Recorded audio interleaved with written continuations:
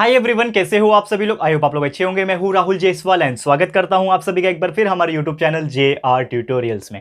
Friends, आज again आपके सामने एक मोस्ट इंपॉर्टेंट हिस्ट्री का लेक्चर वीडियो लेकर आ चुका हूं दोस्तों, जिसमें आज के दिन हम लोग पढ़ने वाले हैं हमारे 10th स्टैंडर्ड के लिए हिस्ट्री सब्जेक्ट का, जो हमने एक न्यू चैप्टर की शुरुआत की थी ऑलरेडी दोस्तों, जिसका नाम है chapter number 8 tourism and history. तो आज हम इस पर्टिकुलर चैप्टर का लेक्चर नंबर 4 आपके लिए लेकर आ गए हैं, जो कि अगेन एक बहुत ही ज्यादा इंपॉर्टेंट लेक्चर वीडियो होने वाला है।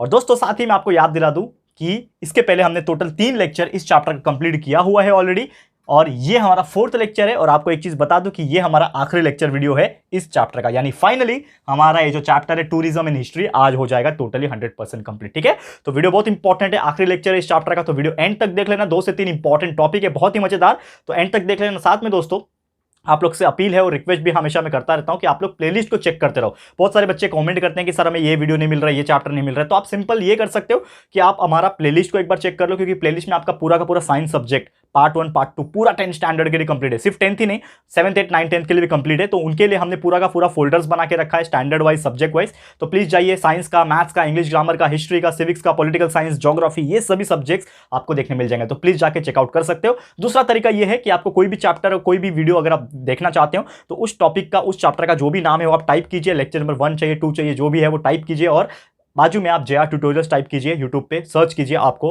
वो वीडियो देखने मिल जाएगा यूट्यूब के ऊपर। आपको टॉप 3 टॉप 4 के अंदर ही आपको देखने मिल जाएंगे। तो बहुत ईजी तरीका है ढूंढने का, बहुत आसानी से आप हमारे वीडियोस को ढूंढ सकते हो और अच्छे से पढ़ाई कर सकते हो। तो आप लोग से बस एक ही अपील है, जितना हो सके उतना पढ़ाई करो, कंसेप्चुअल नॉलेज को क्लियर करो, और जितना हो सके उतने अच्छे मार्क्स को निकालो, और विजन अपना बड़ा रखो कि आगे कुछ अच्छा अचीव करना है। ठीक है दोस्तों, साथ ही में हमारे 2 और चैनल है, JR टॉक्स और JR व्लॉग्स। अगर आप चाहोगे तो उसको सब्सक्राइब कर सकते हो जाके, बहुत क्वालिटी वीडियोस हमने डाल के रखे हैं वहां पे, आपको बहुत मजा आएगा। सोशल मीडिया पे मुझसे कनेक्ट होना चाहते हो, इंस्टाग्राम पे मुझे फॉलो कर सकते हो, लिंक आपको डिस्क्रिप्शन में मिल जाएगा। ठीक है, चलिए आखिरी लेक्चर है, शुरुआत करें इस चैप्टर की, आई मीन टू से लेक्चर की, और चैप्टर खत्म कर दे। चलिए आते हैं टॉपिक के ऊपर। तो देखो, सबसे पहले आपको याद दिलाना चाहूंगा कि लेक्चर नंबर 3 में हमने क्या डिस्कस किया था। आपको याद होगा कि हमने हेरिटेज साइट के बारे में डिस्कस किया था कि कौन कौन से टाइप के हेरिटेज साइट होते हैं। कुछ नेचुरल साइट होते हैं जो नेचर से आया हुआ है, कुछ मैन मेड होते हैं जिसको कल्चरल बोलते हैं, जैसे ताजमहल आगरा में हो गया। ठीक है ना, इस प्रकार की बहुत सारी चीजें हमने ऑलरेडी लेक्चर नंबर 3 में डिस्कस किया होगा, तो आपने देख लेना। अगर आपने नहीं देखा होगा तो प्लीज लेक्चर नंबर 3 देख लेना, आपको मजा आ जाएगा। और आज हम लोग एक आखिरी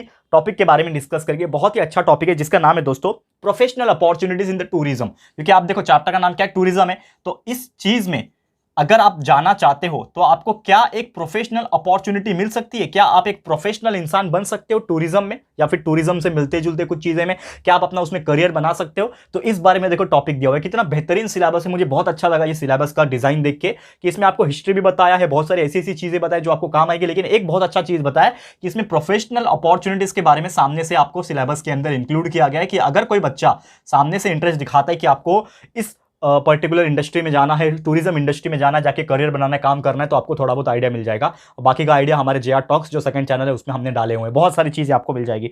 तो क्या प्रोफेशनल अपॉर्चुनिटीज हो सकती है किसके अंदर, टूरिज्म के अंदर। एंड टूरिज्म के अलावा एक और चीज होता है जिसको हम लोग हॉस्पिटैलिटी बोलते हैं। हॉस्पिटल नहीं, हॉस्पिटल अलग होता है, हॉस्पिटैलिटी एक डिफरेंट थिंग है। तो वो क्या होता है मैं बताऊंगा, ठीक है ना। हॉस्पिटैलिटी, ठीक है, हॉस्पिटैलिटी, ठीक है, हो गया स्पेलिंग करेक्ट। ठीक है, चलिए शुरुआत करेंगे। तो सबसे पहले हम लोग बात करेंगे क्या होता है टूरिज्म। जैसे कि आपको बताया था, टूरिज्म इज नथिंग बट आपका घूमना फिरना। आप कहीं पे भी एक जगह से दूसरी जगह जाते हो जस्ट फॉर एंजॉयमेंट पर्पस, कुछ नॉलेज के लिए। जैसे हमने टूरिज्म के टाइप्स देखे थे, कुछ लोग इंटरस्टेट ट्रैवल करते हैं, इंटरस्टेट टूरिज्म करते हैं, अंदर ही अंदर स्टेट के अंदर घूम लिया। जैसे आप महाराष्ट्र में हो तो महाराष्ट्र के अंदर ही घूम लिया, तो आपका इंटरस्टेट हो जाएगा, लोकल टूरिज्म हो जाएगा। कुछ लोग आउट ऑफ इंडिया जाते हैं तो उसको इंटरनेशनल टूरिज्म बोलेंगे। कुछ ऐसे व्यक्ति होते हैं जो एग्रीकल्चर रिलेटेड टूरिज्म करते हैं तो उसको एग्रो टूरिज्म बोलते हैं। कुछ स्पोर्ट्स रिलेटेड करते हैं तो उसको स्पोर्ट्स टूरिज्म बोलते हैं। इस प्रकार के कई सारे टूरिज्म के टाइप्स हमने ऑलरेडी लेक्चर नंबर 2 में डिस्कस किया है, तो जाके देख लेना अगर आपने नहीं देखा है तो टूरिज्म के बहुत सारे प्रकार है। लेकिन टूरिज्म में अगर हम बात करें प्रोफेशनल अपॉर्चुनिटीज क्या हो सकती है, तो आपको एक चीज पता होगा कि टूरिज्म कभी भी अकेला नहीं होता है। अगर हम बात करें कि टूरिज्म को हम लोग क्या बोलते हैं, कि मैं यहां अपने घर से निकला और सीधा जहां मुझे जाना है, समझ लो मैं अभी कुछ दिन पहले मनाली गया हुआ था। अगर आप जानते होंगे, आपने हमारा व्लॉग्स देखा होगा, आपको अगर नहीं पता है तो मैं बता दूं कि हमारा एक व्लॉगिंग चैनल है JR व्लॉग्स करके, उस पर हमने बहुत सारे व्लॉग्स बनाए हुए, जहां पे भी मैं घूमने जाता हूं या फिर कुछ काम से जाता हूं तो मैं इस चैनल पे व्लॉग्स बना देता हूं कि मैं क्या कर रहा हूं, कैसे घूम रहा हूं, इस प्रकार की चीजें।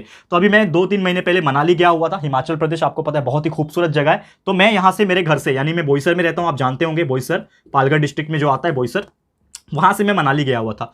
अब मुझे बोईसर से मनाली जाने के लिए बहुत सारी चीजें करनी पड़ी होगी। क्या मैंने क्या किया, सबसे पहले बोईसर से मैंने ट्रेन लिया, ठीक है, बोईसर से मैंने क्या किया दोस्तों, ट्रेन लिया। अब ट्रेन लेने के बाद मैं सीधा पहुंच गया क्या मनाली, नहीं, ट्रेन लेने के बाद मैं सबसे पहले कहां गया, दिल्ली गया अपनी दीदी के घर पे, ठीक है, दिल्ली गया। अब दिल्ली से मेरी दीदी एंड उनकी फैमिली आ गई। फिर दिल्ली से हम लोग ने क्या किया, बस पकड़ा, ठीक है, दिल्ली से हमने क्या पकड़ा दोस्तों, बस पकड़ा। अब बस पकड़ने के बाद हम लोग कहां पहुंच रहे हैं, मनाली पहुंच रहे हैं। लेकिन मनाली पहुंचने के बाद हम लोग मनाली में कहां रहेंगे, पहाड़ों पे रहेंगे क्या, नहीं ना, ऐसा तो अलाउ है नहीं। तो मनाली में हमने क्या किया, होटल रूम लिया, ठीक है, होटल्स आपको पता ही है, होटल्स लेना पड़ता है। अब आप रुकोगे वहां पे, अगर 2-3 दिन के लिए भी रुक रहे हो, जैसे हमने 2 डेज 3 नाइट का पैकेज लिया हुआ था, तो वो पैकेज जो हमने लिया था, ठीक है, होटल्स के बाद हमने क्या लिया था दोस्तों, पैकेज लिया था। तो पैकेज में कुछ डिटेल्स होते हैं। क्या डिटेल्स होता है, पैकेज वाला हमको क्या देता है, फूड सर्विस प्रोवाइड करता है, ठीक है, यानी कि अगर हम 3 दिन रह रहे हैं तो हमें खाना की जरूरत तो पड़ेगी, फूड की जरूरत पड़ेगी, तो फूड सर्विस आ जाएगा उसमें। फूड सर्विस के बाद क्या आ जाएगा, उसमें आपको लोकल ट्रैवलिंग यानी कार या फिर कैब जिसको हम लोग बोलते हैं, ठीक है ना, कैब, कार या फिर कैब की जरूरत होगी, क्योंकि आप पैदल तो चलोगे नहीं, आपको कुछ ना कुछ चाहिए, कार या फिर कैब, या फिर आप कुछ गवर्नमेंट की बसेस होती हैं वो भी ले सकते हो। तो चलो मैंने ऑप्शन में क्या कार या फिर कैब ले लिया, उसका घूमना हो गया। फिर जहां पे भी आप जाओगे वहां पे कुछ एंट्री फीस होती है, कभी कभी कहां पे कहीं पे भी आपको कुछ 5 रुपया 10 रुपया कुछ एंट्री फीस देनी पड़ती है, ठीक है, तो कुछ जगह एंट्री फीस होती है, ठीक है। फिर आपको कुछ स्पोर्ट्स करना है वहां पे, जैसे कि आप जानते हैं कि मनाली वगैरह आप जाओगे, मैं मनाली का एग्जांपल क्यों ले रहा हूं, क्योंकि मैंने अभी अभी जस्ट गया था, व्लॉग्स में आप देख सकते हो मैंने क्या क्या किया है, ठीक है। तो आप एंट्री फीस देने के बाद जहां पे भी घूमना चाहोगे वहां पे घूमोगे, वहां पे भी कुछ खाओगे, वहां पे भी कुछ खाओगे, लोकल चीज खाओगे, फूड खाओगे, जो भी है फूड आ जाएगा। फिर उसके अलावा अगर आप बात करें फूड के अलावा, आप वहां पे कुछ स्पोर्ट्स कर सकते हो, स्पोर्ट्स रिलेटेड एक्टिविटी, जैसे कि मैंने वहां पे जाके रिवर राफ्टिंग किया था। आपको पता है एक रिवर होता है, बहता हुआ नदी होता है, उसके ऊपर बोट होती है, पतली सी बोट होती है, हाथ में वो होता है चप्पू बोलते हैं ना उसको चलाने के लिए, एक मेन वहां पे बोट का चलाने वाला ड्राइवर होता है और 4-5 लोग को बिठाता है और वो एकदम गहरे पानी में लेके जाता है, ठंडी ठंडी पानी में। बहुत मजा आया मुझे करने में। JR व्लॉग्स में आप देखोगे जाके, मैंने रिवर राफ्टिंग का एक ब्लॉग बनाया हुआ है, बहुत मजेदार है, मजा आएगा आपको देख के, ठीक है। तो वो वाटर स्पोर्ट्स जो भी होता है उसके लिए भी पैसे देने पड़ते हैं, स्पोर्ट्स किया। फिर उसके बाद जो भी आपको कुछ कपड़े लेने, जैसे कि आप वहां पे गए तो आपको कुछ कपड़े पसंद आए, तो आप वहां पे जाके कुछ कपड़े भी ले सकते हो, क्लोथ्स ले लो, ठीक है ना, या फिर आप शॉपिंग भी कर सकते हो वहां पे जाके, जो भी आपको पसंद आए। आप मनाली गए हो या फिर कहीं पे भी दूसरी जगह गए हो तो आप क्या करोगे, शॉपिंग करोगे वहां पे, ठीक है ना। तो चलो मैं यहां पे स्टॉप करता हूं, ठीक है। अब यहां पे आपने एक चीज नोटिस किया कि मैंने अपनी जर्नी की शुरुआत किससे की थी, ट्रेन से। तो ट्रेन में भी मैंने टिकट्स निकाले, तब जाके मुझे ट्रेन की टिकट मिली और ट्रेन में जाके मैं बैठ पाया।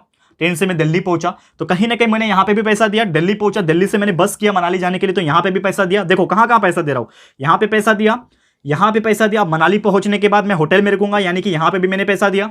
अब पैकेज जो मैंने लिया हुआ था वहां पे भी पैसा दिया हुआ है, ठीक है ना, जो भी पैकेज हमने लिया था। पैकेज के बाद मैं खाना खाऊंगा, वहां पे मुझे पैसे देने पड़ेंगे, कार या फिर कैब लूंगा, वहां पे मुझे पैसे देने पड़ेंगे। एंट्री फीस अगर कहीं पे होगा तो मुझे पैसे देने पड़ेंगे, फूड के लिए पैसे देने पड़ेंगे, स्पोर्ट्स के लिए मुझे अलग से पैसे देने पड़ेंगे, एंड क्लोथ अगर कपड़े में खरीदूंगा तो उसके लिए भी पैसे देने पड़ेंगे, यानी कि हर जगह आपको पैसे देने। तो हम बात कर रहे हैं यहाँ पे क्या, प्रोफेशनल अपॉर्चुनिटीज। और मुझे बताओ प्रोफेशनल अपॉर्चुनिटीज का मतलब क्या होता है, इन शॉर्ट करियर होता है। प्रोफेशनल अपॉर्चुनिटीज का मतलब क्या होता है, करियर। और करियर लोग क्यों बनाते हैं दोस्तों, टू अर्न मनी, पैसे कमाने के लिए। जैसे मेरा एक करियर है, क्या है मेरा करियर, मैं एक इंजीनियरिंग स्टूडेंट हूं, आई मीन टू से स्टूडेंट नहीं हूं, अभी इंजीनियरिंग प्रोफेशनल हो चुका हूं, मैंने जॉब भी किया है, लेकिन ड्यू टू सम पर्सनल बोल सकते हो ना, आपका पर्सनल ये होता है, मेरी इच्छा होती है कि मैं आपको टीचिंग करूं आके, इसलिए मैंने इंजीनियरिंग का जो जॉब था मैं छोड़ के आपके लिए टीचिंग कर रहा हूं, ठीक है। मैं चाहूं तो इंजीनियरिंग कर सकता हूं, पर अभी मेरा पैशन क्या है, मैं टीचिंग करना, तो मैं टीचिंग कर रहा हूं, ठीक है। यानी कि आपको मैं फ्री ऑफ कॉस्ट कंटेंट दे रहा हूं, लेकिन इसके बदले में भी मुझे कुछ मिल रहा है, ठीक है ना। जो यूट्यूब होता है वो भी कुछ बदले में आपको अर्निंग देता है, थोड़ा बहुत अर्निंग, छोटा मोटा अर्निंग मुझे मिल जाता है, सो दैट मेरा घर चल जाए। इस प्रकार की चीजें होती है दोस्तों, आप जानते होंगे, ठीक है। तो कहीं ना कहीं हर चीज में आप अगर आप पढ़ाई करते हो बचपन से लेके, आपको तो ये बोल के पढ़ाया जाता है ना कि बेटा पढ़ ले, एंजॉय करना लाइफ, ये बोल के तो नहीं पढ़ाया जाता, आपको बोला जाता है बेटा पढ़ाई कर ले, अच्छा पढ़ाई करेगा, अच्छी नौकरी लगेगी, फिर जाके अच्छी छोकरी मिलेगी। होती है ना नॉर्मल चीज, हमारी बचपन की चीजें। तो नौकरी करने के लिए, पैसे कमाने के लिए हमें वो सब चीज किया जाता है। तो कहीं ना कहीं हर जगह पैसे का ही खेल है, आपको पैसे ही कमाना है। तो करियर अपॉर्चुनिटी, प्रोफेशनल अपॉर्चुनिटीज की बात करें, it is all about money. तो यहां पे अगर हम मनी दे रहे हैं तो इन लोगों को क्या क्या हो रहा है, फायदा हो रहा है। ट्रेन का टिकट हमने जब पैसे देके लिया तो किसको फायदा हुआ, गवर्नमेंट को फायदा हुआ ट्रेन का। बस का टिकट लिया तो बस का जो मालिक होगा या फिर बस की जो भी कंपनी होगी उसको फायदा होगा। यहाँ पे होटल में गए तो होटल के मालिक को फायदा होगा। यहाँ पे पैकेज में जिसको पैसा दिया, वो जो टूर एंड ट्रैवलिंग के जो गाइड होते हैं उनको प्रॉफिट होगा। खाना जो लिया, जो खाना जिसने बनाया, जो मालिक होगा होटल का, रेस्टोरेंट का, उसको फायदा हुआ होगा। कार का जो मालिक होगा, यहाँ पे कार का एंट्री फीस जिसका डिपार्टमेंट रहेगा, ऑर्गेनाइजेशन रहेगा, वहां पे उसको फायदा। फूड स्पोर्ट्स एक्टिविटी जो भी करवाता है, जो नाव जिसका था, जिसका बोट था, हमने रिवर राफ्टिंग किया, जिसका बोट था उसको फायदा हुआ। तो कहीं ना कहीं ये सब कौन लोग हैं, जितना भी मैंने आपको ये चेन बनाया है पर्सनल एग्जांपल देके, ये कौन लोग हैं, ये लोग प्रोफेशनल्स ही तो है दोस्तों। अब समझ में आया बात, इतना लंबा चौड़ा मैंने क्यों लिया आज का लेक्चर, ये टॉपिक छोटा सा। ये प्रोफेशनल लोग ही तो है, और इसी को हम लोग बोलेंगे प्रोफेशनल अपॉर्चुनिटी। ये आपके लिए प्रोफेशनल अपॉर्चुनिटीज तो है। जैसे कि बहुत सारे लोग इंटरेस्टेड होते हैं होटल मैनेजमेंट के लिए। आप जानते होंगे एक कोर्स होता है होटल मैनेजमेंट, ठीक है। होटल मैनेजमेंट क्या हो जाता है, जैसे कि आप कोई भी इंसान दो चीज के लिए होटल मैनेजमेंट करता है। एक तो ये रहता है कि उसको खाना बनाने का शौक होता है, तो वो कुकिंग में होटल मैनेजमेंट करता है, यानी कि वो खाना बनाएगा, शेफ बन सकता है बहुत ही अच्छे बड़े बड़े होटल्स में, रेस्टोरेंट में वो शेफ का काम कर सकता है अच्छा खासा, तो उसके लिए होटल मैनेजमेंट करता है। और दूसरा जो होटल मैनेजमेंट करता है वो इसमें करता है, देखो ये दिख रहा है दूसरा वर्ड, देखो साथ में कवर कर रहा हूं, हॉस्पिटैलिटी। हॉस्पिटैलिटी मतलब देख रेख करना होटल्स के लिए। जैसे होटल्स में आप जाते हो, कहीं पे भी गए होंगे आप, तो कमरे बहुत नीट एंड क्लीन होते हैं, चद्दर बहुत अच्छे से बिछा होगा, कलरफुल चद्दर, व्हाइट चद्दर, इस प्रकार के कबोर्ड्स होंगे, बहुत अच्छे से टीवी लगा होगा। तो ये चीज को मेंटेन करना, साफ सुथरा, ये सब चीज को मेंटेन करना, आपको जो खाना दिया जाता है परोसा, खाना परोसना हो गया, सब चीजें, क्लीनिनेस, प्रॉपर मेंटेनेंस, पैसा लेन देन, ये सब चीज हॉस्पिटैलिटी के अंदर आता है, यानी कि इन शॉर्ट मैनेजमेंट के अंदर आ जाता है। Hospitality is nothing but the management thing. तो ये सब चीज में क्या लगता है आपको, मैनेजमेंट नहीं होता है? होता है। ये सब चीज में क्या लगता है आपको, मेंटेनेंस नहीं होता है? होता है। तो कहीं ना कहीं ये सब चीज के अंदर एक प्रोफेशनल अपॉर्चुनिटीज है। ट्रेन की अगर बात करें तो इसमें भी प्रोफेशनल अपॉर्चुनिटी, देखो मैं इसका इतना लंबा नहीं लूंगा, ट्रेन का हमारा टूरिज्म से लेना देना नहीं है, लेकिन फिर भी ट्रेन एक खुद ही एक बहुत बड़ी इंडस्ट्री है, जहां पे आप गवर्नमेंट जॉब कर सकते हो, आप पायलट बन सकते हो। एएलपी, असिस्टेंट लोको पायलट, जो ट्रेन चलाते हैं उसको एएलपी बोलते हैं। नहीं पता होगा जाके देख लेना, मिल जाएगा इंटरनेट पे। एएलपी, असिस्टेंट लोकल पायलट, जिसको हम लोग क्या बोलते हैं, ट्रेन के ड्राइवर बोलते हैं। तो वहां पे भी आप जॉब कर सकते हो। बहुत सारे रेलवेज की तो बहुत सारे जॉब आते हैं, ये हो गया। साथ ही में बस में भी आपको जॉब मिल सकती है, बस की आप कंपनी खोल सकते हो, खुद का बस डाल सकते हो। होटल्स आप डाल सकते हो, अगर आपके पास बहुत ज्यादा पैसा है तो आप बड़े बड़े होटल्स खोल सकते हो, वहां पे चला सकते हो। पैकेज का टूर एंड ट्रैवलिंग की कंपनी खोल सकते हो आपको, कि आपके पास लोग पैसा देंगे, 5,000 दे दिया, चलो मैं आपका टूर एंड ट्रैवल का खर्च जो भी हैगा वो मेरे पास आ गया, अब मैं उसको ऑर्गेनाइज करूंगा। जैसे बहुत सारे लोग टूर एंड ट्रैवलिंग के एक तरीके से ऑर्गेनाइजर बन जाते हैं, उसमें गाइड्स वगैरह देते हैं। जैसे आप ताजमहल घूमना चाहते हो, तो ताजमहल में जाओगे तो बहुत सारे ऐसे व्यक्ति होते हैं जो क्या करते हैं, गाइड का काम करते हैं। GUIDE, guide. गाइड मतलब क्या होता है, रास्ता दिखाने वाला, मार्गदर्शक। जैसे आप पहली बार ताजमहल गए तो आपको पता ही नहीं है ताजमहल किस बारे में, जैसे विदेश से लोग आते हैं उनको पता ही नहीं है ताजमहल किसने बनवाया था, थोड़ा बहुत इनकी इंफॉर्मेशन रहता है उनके पास, लेकिन कोई गाइड होता है, हाँ sir see this is Taj Mahal, this is build by mister Shahjahan, ठीक है ना, इस प्रकार की चीजें बोला जाता है। तो ये ट्रांसलेटर्स होते हैं एक तरीके से, कुछ लोग गाइड होते हैं। अब गाइड के अलावा ट्रांसलेटर, देखो ये भी एक बहुत अच्छा जॉब अपॉर्चुनिटी है, ट्रांसलेटर। ट्रांसलेटर क्या करता है, अब बहुत सारे ऐसे व्यक्ति हैं हमारे इंडिया में जिनको प्रॉपर इंग्लिश बोलना नहीं आता। आप कहीं पे भी जाओगे तो नॉर्मली लोग हिंदी में ही बात करते हैं, या फिर जो भी लोकल लैंग्वेज होता है उसमें बात करते हैं। तो अगर कोई फॉरेन से आ रहा है, समझ लो कोई जर्मनी से आया हुआ है, उसको हिंदी इंग्लिश कुछ नहीं आता है, जर्मन में बात कर रहा है, तो हो सकता है कोई वहां पे लोकल गाइड हो या फिर ट्रांसलेटर हो, उसको जर्मन आती हो, कि बहुत सारे ऐसे लोग वहां पे रहते हैं, तो वो क्या करेगा, जर्मन लैंग्वेज में बात करेगा और उसको समझाएगा कि ये ताजमहल है, आप इस प्रकार जाइए, इस प्रकार आइए, ये किसने बनवाया उसके बारे में डिटेल देगा। तो ये भी क्या है, ये भी एक प्रोफेशनल अपॉर्चुनिटी है, यहां से भी आप पैसे कमा सकते हो, ठीक है ना। अभी मैं बात कर रहा था, तो फूड, अगर आप रेस्टोरेंट खोल लोगे या फिर लोकल ढाबा खोल लो, कुछ भी खोल लो, यहां से पैसे कमा सकते हो, ये भी आपके लिए प्रोफेशनल अपॉर्चुनिटीज है। कार कैब कंपनी खोल सकते हो, जैसे आपको पता है Ola, Uber, this is a very big company, लेकिन हम नॉर्मल छोटा मोटा एक आप अपना एक ऑर्गेनाइजेशन बना सकते हो, जिसमें आप कार सर्विस और कैब सर्विस रेंट पे दे सकते हो। लोग आपको किराया देंगे और बदले में आपकी कार और वो है वो रेंट पे ले सकते हैं। आप ड्राइवर लगा सकते हो वहाँ पे। एंट्री फीस वाला सिस्टम हो तो चलो गवर्नमेंट के कंट्रोल में होता है, ठीक है। फूड का सिस्टम तो आप कर सकते हो। स्पोर्ट्स, वाटर स्पोर्ट्स एक्टिविटी करवा सकते हो। आप मनाली वगैरह साइड जाओगे, हिमाचल में जाओगे तो पैराग्लाइडिंग, रिवर राफ्टिंग, ठीक है ना, जिप लाइन हो गया, इस प्रकार के बहुत सारे स्पोर्ट्स होते हैं, ठीक है।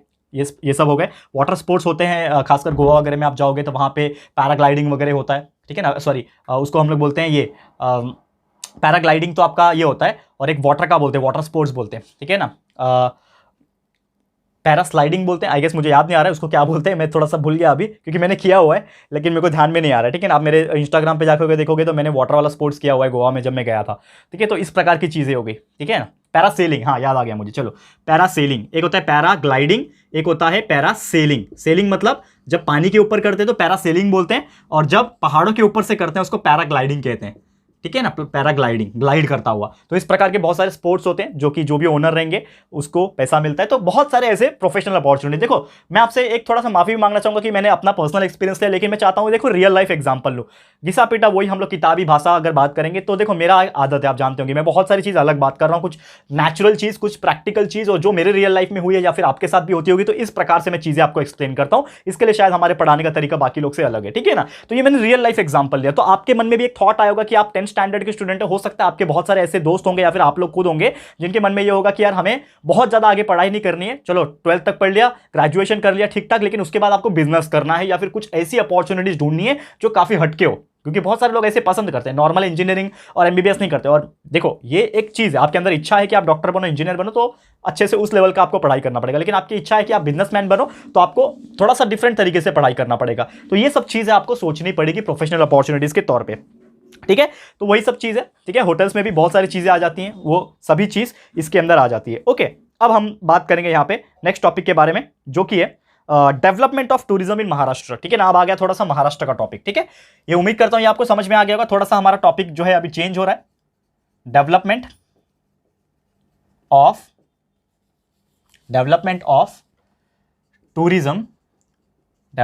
Tourism in Maharashtra. अब देखो ये महाराष्ट्र का टॉपिक आ रहा है यहाँ पे, क्यों आ रहा है? क्योंकि हम महाराष्ट्र में रहते हैं, तो ऑब्वियसली हमारा जो सिलेबस है वो भी महाराष्ट्रियन सिलेबस रहेगा और इसमें थोड़ा ज़्यादा जोर दिया जाएगा। तो महाराष्ट्र में अगर बात करें, there are so many places जो खासकर टूरिस्ट स्पॉट है। और खासकर मुझे ऐसा लगता है कि यार बाकी स्टेट्स तो है, लेकिन हमारा महाराष्ट्र ना बहुत ही ज़बरदस्त स्टेट है, इसलिए क्योंकि यहाँ पे घूमने के लिए बहुत सारी जगह है, बहुत सारे नेचुरल जगह है, बहुत सारे कल्चरल जगह है, मैनमेड जगह है, ऐसी ऐसी जगह है जहाँ पे दूर दूर से लोग आते हैं और ये चीज़ का आनंद लेके जाते हैं।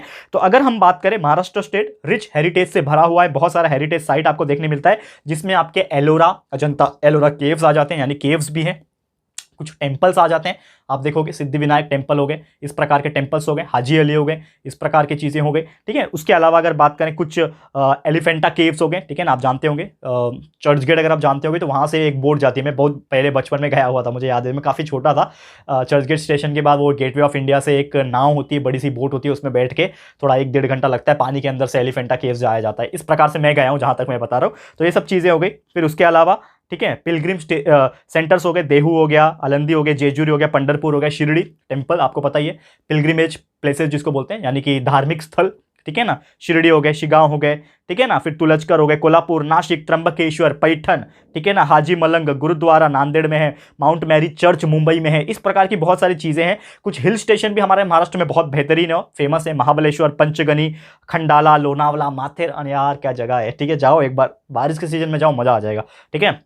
माथेरान, फिर चिखलदारा, ये सब जो प्लेसेस है। फिर उसके अलावा बहुत सारे डैम्स आपको देखने मिल जाएंगे, कोयना नगर डैम पे, फिर जयकवाड़ी हो गया, भटगार हो गया, चंडोली हो गया, फिर वाइल्ड लाइफ सेंचुरीज बहुत सारे हैं, ठीक है, दाजीपुर में है, सागरेश्वर में है, ताड़ोबा में है। तो ये सब इंपॉर्टेंट जगह है हमारे देश में, माफ करना देश की बात नहीं कर रहे, अब हम बात कर रहे हैं महाराष्ट्र में। यानी कि महाराष्ट्र में इतनी सारी जगह हैं जहां पे आप घूम सकते हैं, इतनी सारी बेहतरीन नेचुरल और साथ में कल्चरल हेरिटेज साइट्स है। तो इस चीज का आनंद के वजह से, इस चीज के होने की वजह से ही हमारा महाराष्ट्र में काफी ज्यादा टूरिज्म का क्या हो गया दोस्तों, डेवलपमेंट हो गया, लोग दूर दूर से आना पसंद करने लगे। तो महाराष्ट्र का जो टूरिज्म डेवलपमेंट कॉर्पोरेशन डिपार्टमेंट है, क्या बोलते हैं उसको, Maharashtra tourism development department, Maharashtra tourism development, ठीक है, डेवलपमेंट कॉर्पोरेशन या फिर डिपार्टमेंट, जो भी आप बोलना चाहते हो, कॉर्पोरेशन, ठीक है ना, कॉर्पोरेशन। तो ये जो डिपार्टमेंट है, महाराष्ट्र टूरिज्म डेवलपमेंट कॉर्पोरेशन, ये जो डिपार्टमेंट है, तो इसको शुरुआत किया गया था 1975 में, ताकि प्रॉपर तरीके से एक ऑर्गेनाइजेशन रहे जो ये सब चीज़ की देख रख रखे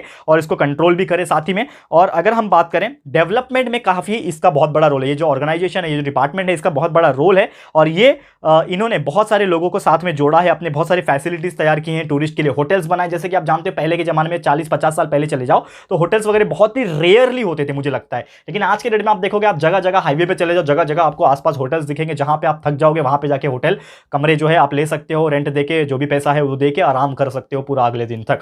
यानी कि होटल्स हो गए, ठीक है ना। लगभग 4000 टूरिस्ट के लिए एकोमोडेशन की सुविधाएं हैं। और बहुत सारे ऐसे बड़े बड़े एंटरप्रेन्योर, जैसे कि आप जानते हो, बहुत बड़े बड़े एंटरप्रेन्योर, बिजनेसमैन लोग, उन्होंने बहुत ज़्यादा हॉस्पिटलिटी सर्विस को बहुत ज़्यादा अच्छा कर दिया है टूरिस्ट लोग के लिए, ताकि वो लोग इजीली कहीं पे भी घूम सकते हैं, इजीली कहीं पे भी जा सकते हैं, ट्रैवलिंग कर सकते हैं और साथ ही में स्टे भी कर सकते हैं, रुक सकते हैं, खाना पीना सब खा सकते हैं। तो ये सब चीज़ें जो है इसी के अंदर आ जाती है। और इसी प्रकार हम बोल सकते हैं कि हमारे महाराष्ट्र के अंदर इतनी सारी डेवलपमेंट खासकर टूरिज्म को लेकर की गई है। और इसीलिए बहुत सारे ऐसे व्यक्ति हैं जो देश के कोने कोने से और या फिर बाहर के देश से भी यहाँ पे हमारे देश में आना पसंद करते हैं। क्लियर है? तो उम्मीद करता हूँ कि ये चीज़ आपको बहुत ही अच्छी तरीके से समझ में आ गया होगा, किस प्रकार से डेवलपमेंट डेवलपमेंट हुआ है हमारे महाराष्ट्र के अंदर, खासकर टूरिज्म के अंदर। क्लियर है? तो उम्मीद करता हूं ये चीज आपको बहुत ही अच्छी तरीके से समझ में आ गया होगा। तो दोस्तों इसी के साथ हमारा ये जो टॉपिक्स है ये हो गए टोटली कंप्लीट, यानी कि इसी के साथ दोस्तों हमारा जो चैप्टर है जिसका नाम है chapter number 8 tourism and history, ये हो गया टोटली 100% कंप्लीट। और उम्मीद करता हूं कि आज का लेक्चर एंड ये पूरा का पूरा चैप्टर आपको बहुत ही अच्छी तरीके से, बेहतरीन तरीके से समझ में आ गया होगा।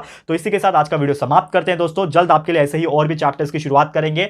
हिस्ट्री बहुत अच्छी तरीके से चल रहा है, हम जाएंगे फिर धीरे धीरे ज्योग्राफी की तरफ भी। ज्योग्राफी भी हमारा बहुत सारा चैप्टर्स हो चुका है ऑलरेडी, तो आप प्लेलिस्ट को चेक करते रहना और हमारे साथ बने रहना और आपका जो प्यार है वो दिखाते रहना दोस्तों, ठीक है? तो आप लोग प्लीज हमें कमेंट करके बताना कि यह चैप्टर आपको कैसा लगा है, अपनी राय और सजेशन जरूर से देना। वीडियो अगर पसंद आया है, अच्छा लगा है दोस्तों, तो प्लीज वीडियो को लाइक कीजिएगा दोस्तों एंड शेयर जरूर से कर देना। अपने सारे फ्रेंड्स एंड रिलेटिव्स को शेयर करो, बताओ कि कितना बेहतरीन चैप्टर है। लोग बोरिंग बोलते होंगे लेकिन कितना बेहतरीन तरीके से हमने समझाया है। लोगों को शेयर करो, अपने सारे फ्रेंड्स एंड रिलेटिव्स दोस्तों को शेयर करके बताओ। एंड साथ ही में दोस्तों अगर आपने अभी तक इस चैनल को सब्सक्राइब नहीं किया है तो फटाफट से हमारे चैनल को सब्सक्राइब कर देना। साथ में एक बेल आइकन होता है उसको प्रेस कर देना, ताकि फ्यूचर में हम कभी भी कोई भी वीडियोस को अपलोड करेंगे तो आप लोग को नोटिफिकेशन मिलती रहेगी। ठीक है फ्रेंड्स, तो मिलते हैं हमारे अगले वीडियो में। ये वीडियो देखने के लिए thank you and good bye.